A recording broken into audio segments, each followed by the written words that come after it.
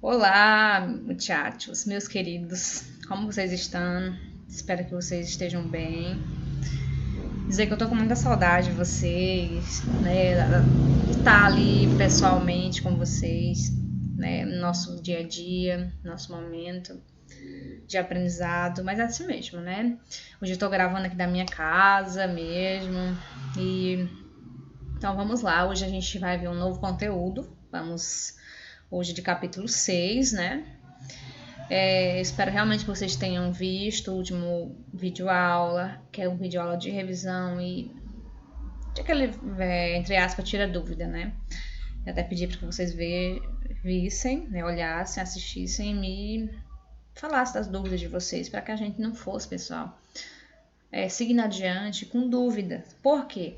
Porque vocês sabem que vão ser cobrados um dia, uma prova, algo do tipo, lá na frente de vocês referente a esses assuntos. Então, se vocês segue adiante com dúvida, naturalmente vocês não vão conseguir, né, sacar boas notas, justamente porque vocês vão ter essas dúvidas, tá bom? Mas eu espero realmente que tenha sanado essas dúvidas, que vocês estejam realmente preparados, tá bom?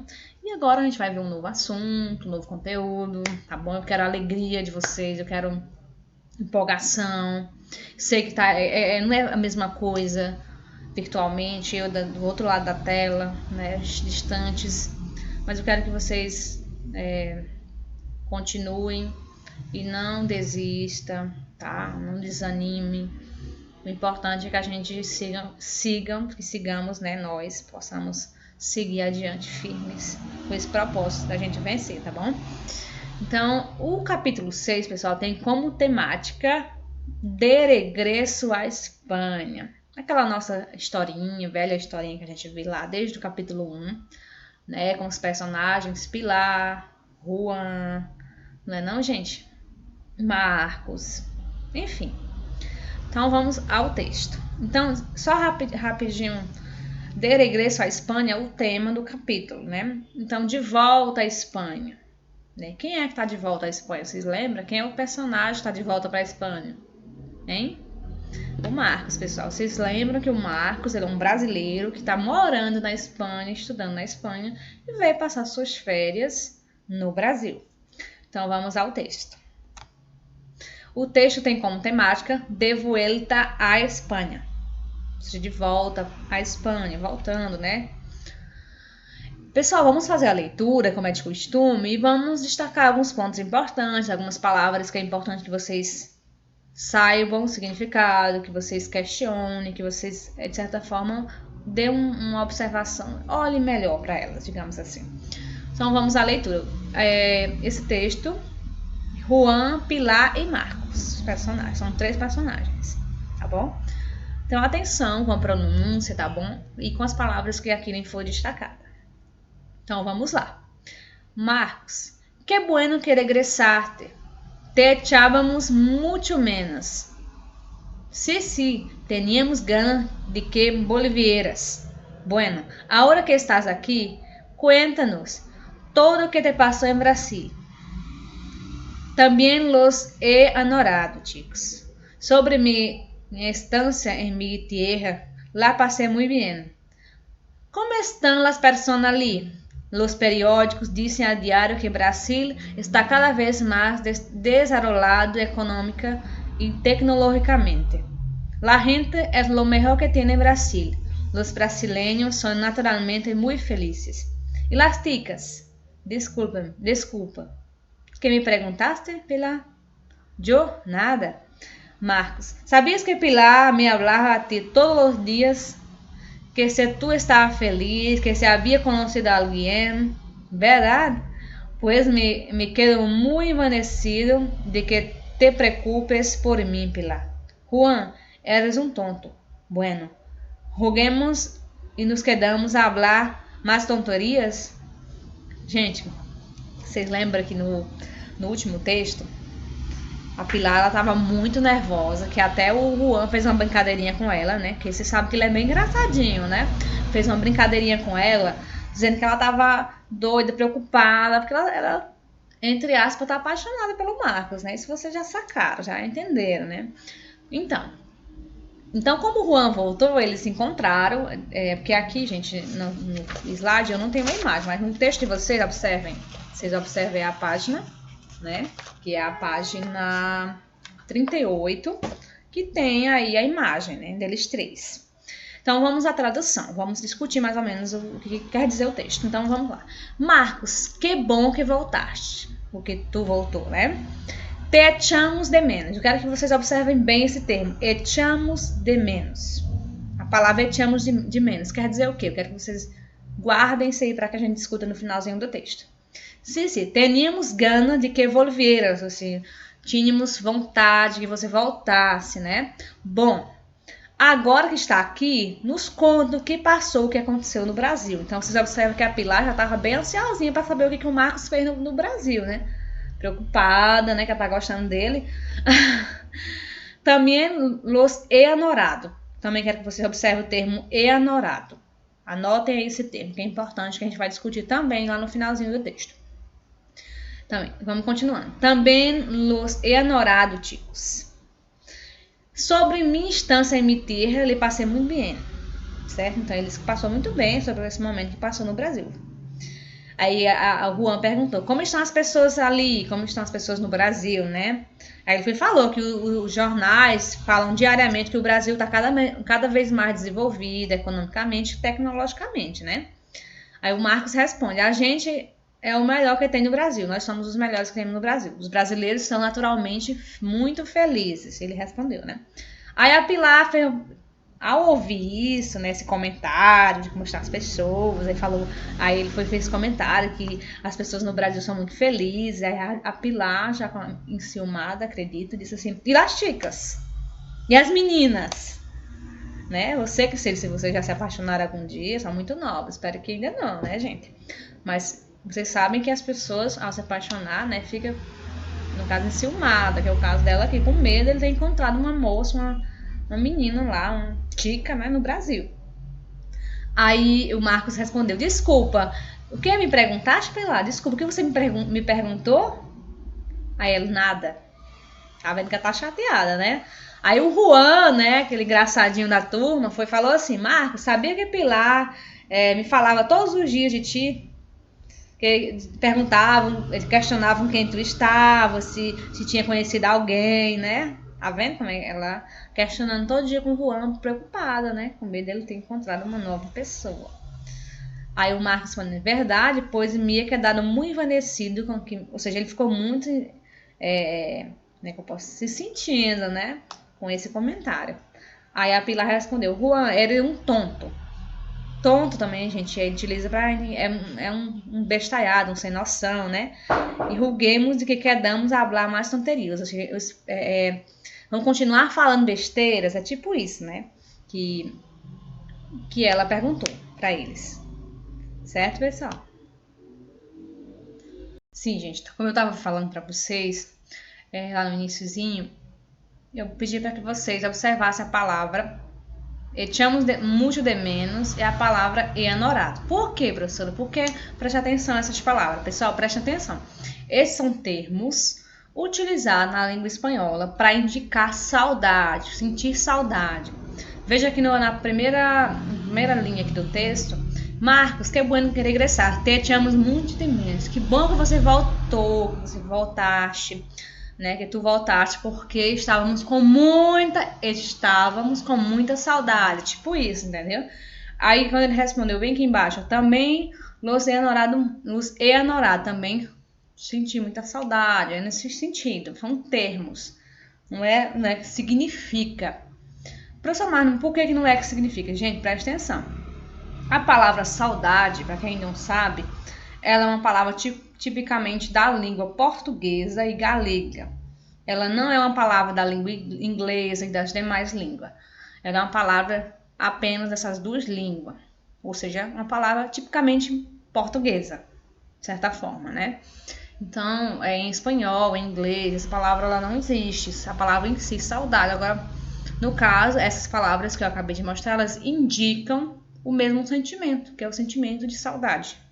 De que eu senti falta de alguém ou de algo, tá bom?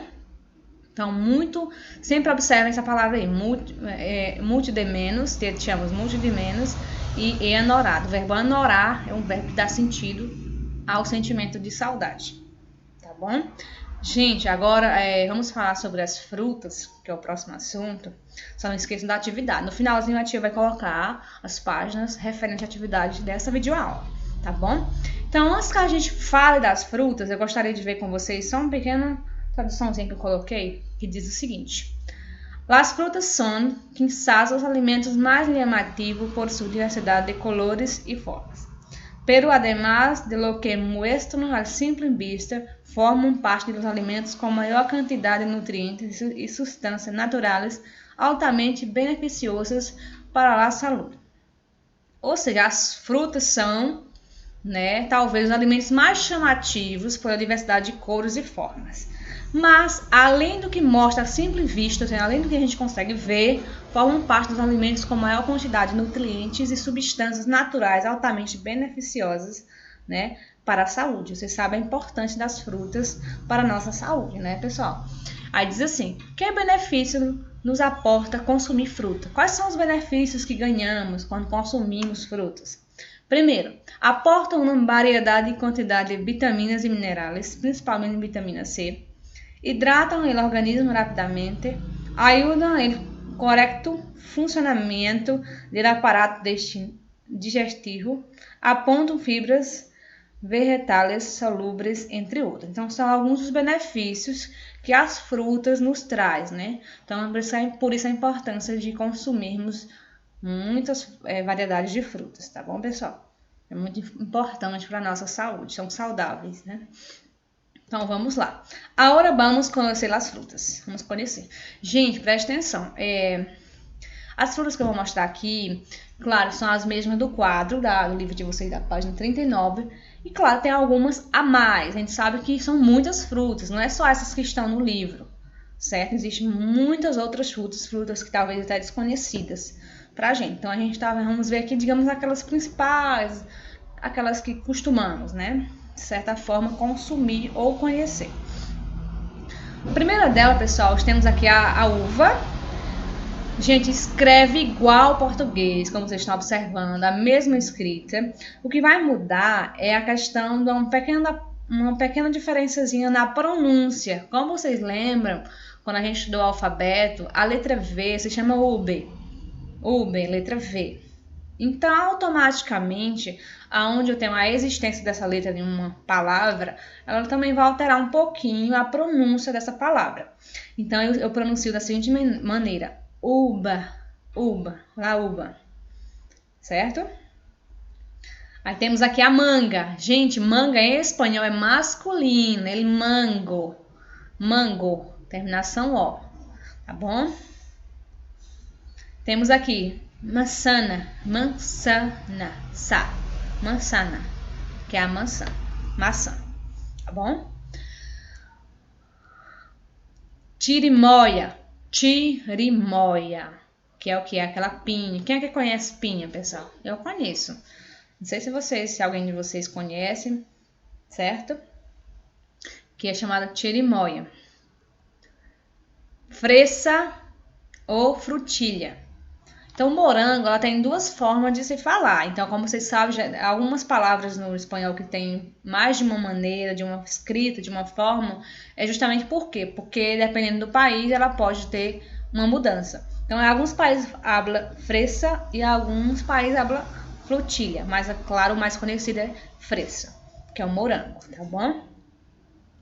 Temos aqui a laranja, em espanhol, naranja. Vocês sabem que a letra J no espanhol tem uma pronúncia de R, então automaticamente eu hablo naranja e não laranja, tá bom? Naranja que seria, se o J tivesse a mesma pronúncia do português. Outra fruta é a goiaba. Guaiaba, assim, bem mesmo, certo? Sem ter aquele ênfase na pronúncia. Guaiaba, certo? Que é a goiaba. Maracujá é um pequeno, quase nada. Vocês sabem que a letra Y, foi até o nosso último assunto, Quando ela está no fim da frase, ela realmente funciona como se ela fosse um I. Quando está no início, como um J. Tipo a palavra Joe, que é como o Yzinho vem no início, que é no caso o Y, ó, Joe, primeira pessoa, vocês sabem disso? Então eu pronuncio como J. Mas como, por exemplo, apoio, apoio, esse I no espanhol é um Y, então ele já funciona como um I. É a mesma coisa a palavra maracujá. Então, como vem aqui já no finalzinho, automaticamente eu vou pronunciar como I também. Então fica maracujá, tá bom? Significa maracujá. Temos aqui a banana. Gente, banana, vou só contar rapidinho uma história para vocês. Em alguns países aqui latinos, né, países da América, a banana para eles utilizam uma fruta mais, ela é uma fruta, mas eles utilizam mais para fritar. Então eles não consomem muito ela madura, como é o caso da gente, igual está aqui na imagem. Eles consomem ela geralmente bem verdinha mesmo, certo? Então eles utilizam como fritura e existem vários pratos à base da banana, mas dessa maneira, né? E não madura como está aqui. Então, o nome, assim, digamos, mais universal, utilizado por quase todos os países é plátano. Plátano. Porém, em algumas partes da Argentina e, se não me engano, de alguns outros países aqui latinos, fala mesmo normal banana, tá bom? Mas é muito poucas partes de alguns países, porque o natural mesmo é plátano. Lembrando que quando a banana está madura, ela leva um outro nome, tipo a maneira que ela está aqui na imagem. Então, quando ela está assim, eu chamo de maduro. Maduro, todo mundo já sabe que é quando é a banana madura, tá bom? Mas quando ela é verdinha, é plátano ou banana para algumas partes de alguns países. No meu momento eu me recordo da Argentina, tá bom? Temos aqui o abacate, que é aguacate. Outra fruta também que tem algumas diferenças na questão do uso, de como é consumida nesses países. No Peru, por exemplo, eu sei porque um próprio amigo meu de lá, ele já contou essa história pra mim, já mandou uns vídeos pra mim explicando como é que prepara a salada de abacate. Quem aqui já comeu abacate como salada e não como fruta, vitamina, essas coisas? Pelo menos eu só conhecia o abacate como uma forma de uma vitamina. Que vocês tenham entendido a questão do vocabulário das frutas, certo? E que tenham sanado essas dúvidas de vocês, tá bom? E agora, gente, a gente vai partir para o nosso outro conteúdo. Só abrir aqui rapidinho um livro de vocês, que é sobre acentuação gráfica. Acentuação gráfica, palavras lianas, graves olianas, tá bom? Então, antes de mais nada, eu só queria ver com vocês rapidinho aqui quais são as regras gerais, né, da acentuação gráfica. Vocês sabem que a acentuação gráfica existe 4 classificações para elas. No português são 3 e no espanhol são 4. Então, no português a gente temos oxítona, paroxítona e proparoxítona. Então, são 3. No espanhol temos agudas, lianas, esdrúxulas e sobresdrúxulas. Então, são 4. Lembra que no capítulo passado a gente viu as agudas, que são as palavras, acentuação, as palavras que são consideradas agudas. As palavras que levam acento quando acabam em vogal ou em consoante que terminam em N e S. Então, se a palavra terminar em N e S ou em vogal, automaticamente ela é acentuada ou considerada uma aguda, não é assim? Agora, nesse capítulo 6, a gente vai ver as lianas, graves ou lianas. São os 2 nomes que se dá para as palavras que acentuam. Vamos ver aqui. Levam tilde quando acaba em consoante que não seja N ou S. Então, só acentua quando acaba em consoante que não seja nem N nem S. Ou seja, simplesmente é o contrário das agudas. As lianas é contrária das agudas, tá bom? Enquanto as agudas eu vou acentuar quando termina em NS, as lianas eu não vou acentuar quando termina em N e em S, tá certo? Aqui, pessoal, eu coloquei rapidamente algumas informações sobre a acentuação gráfica, no caso, especificamente as graves e lianas, que a acentuação graves e lianas são todas aquelas cuja sílaba tônica é a penúltima sílaba. Então, aquela sílaba forte, ela sempre é a penúltima. Então, aqui eu coloquei nesse slide algumas regrinhas da acentuação gráfica, que no caso a gente está estudando as gravilhanas. Então, o que seria uma acentuação gráfica considerada gravilhana? O que é isso? São aquelas cujas sílabas tônicas é a penúltima sílaba. Então, sempre que eu vou acentuar a palavra, ela tem que ser a penúltima sílaba. Caso contrário, ela não é considerada uma acentuação gráfica liana e grave, tá certo? Outra coisa, as palavras graves se tildam sempre que terminem em hiato e que terminem em uma consoante que não seja nem N nem S. Lembra que eu falei no slide anterior para vocês que as lianas, elas são o contrário, né? O contrário do penúltimo assunto, que é as agudas, tá certo? Quanto às agudas, a gente sabe que as consoantes que acentuam são as que terminam em NS, as lianas são todas as consoantes, exceto N e S. Então, quer dizer a mesma coisa. Aí aqui tem alguns exemplos de algumas palavras que são consideradas lianas, como Chile. Lembra, pessoal, que também aqui no caso ele não... Chile, que é o país, né? Árbol, lembra, observa que sempre acentuada a penúltima sílaba. Açúcar, também. Tia, certo? Sempre a penúltima sílaba. As palavras graves aparecem nos estandares de aprendizagem de Texas desde o 2º grado. Então, assim, essa parte de palavras agudas, vocês já estudam desde o início, né, pessoal? Lá desde o fundamental menor, né? E outra coisa, a maioria das palavras em espanhol são graves e não levam tilde. Então, vocês sabem que não é todas, não é porque é gravilhanas que vai simplesmente levar um acento. Então, para levar acento, ela precisa ser uma consoante que não termina nem N e nem S. Então, qualquer uma das outras consoantes que existe no alfabeto, então, se a palavra terminou, por exemplo, Chile, não acentuou porque terminou em E. E é uma vogal. Árbol, que é árvore, terminou em L. L, ela é uma consoante diferente de N e de S.